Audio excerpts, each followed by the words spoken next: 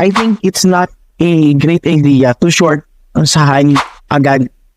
Like sa 2150.80, I think it's not a great idea para mag-short dito. Kasi kung susukatin natin, sa daily time frame tayo ni Ethereum, no? So, nakita ko to habang naliti ako na meron tayong power of 3 na namumuo kay Ethereum. So, nung April hanggang August, meron tayong consolidation na nagawa, meron tayong high and low, this range. And kung makikita nyo, bumaba tayo sa ilalim ng range na yon at nagkaroon tayo ng what we call deviation. When we say deviation, false breakdown, break up.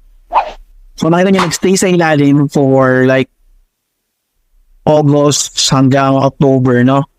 Now, ngayon, I think it's not a great idea to short sa high agad. Like sa 2150.80, I think it's not a great idea para mag-short dito. Kasi kung susukatin natin,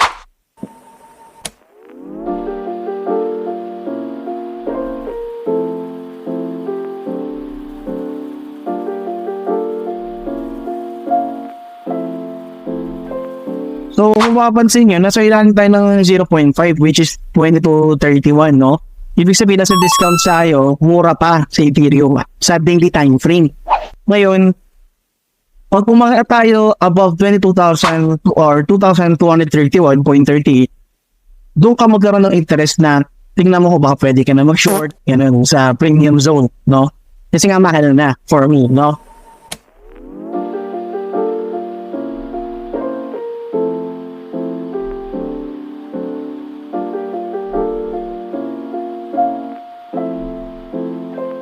So, dalawang senaryo yung pwede kung nakikita ko dito, no? So, right now, probably nasa extension, no?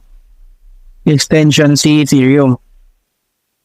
That means, sa price action niya ngayon, kung nasan siya ngayon, mahirap mag-short basta-basta.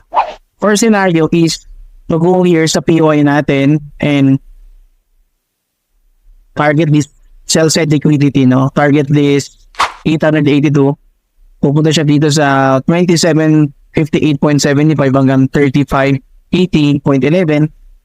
Probably will stay for a couple of months again, like hanggang December or January, tapos aapotin ng sell-side liquidity. And, or, mula dito, bubutasin to, baksak. Ganyan. Above this buy-side liquidity, above 3,577.64. No?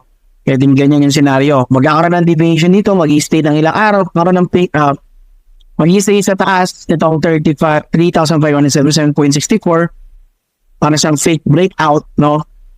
So, mag-i-stay dyan ng ilang months, tapos babaksak dito. Okay? So, yun yung nakikita natin.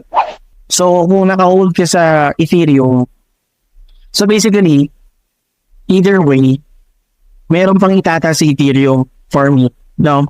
Kung holder ka ng spot, you can go like,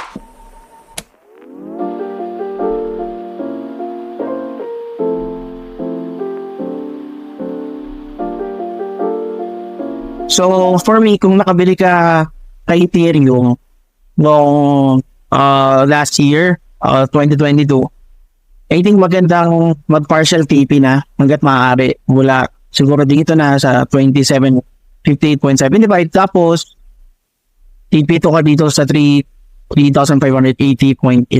So yun yung naiisip ko. Pero ikaw ba, sa tingin mo 10,000 Ethereum na ba, 20,000 Ethereum na ba, or this is just a bull trap? Comment down below. Let's go!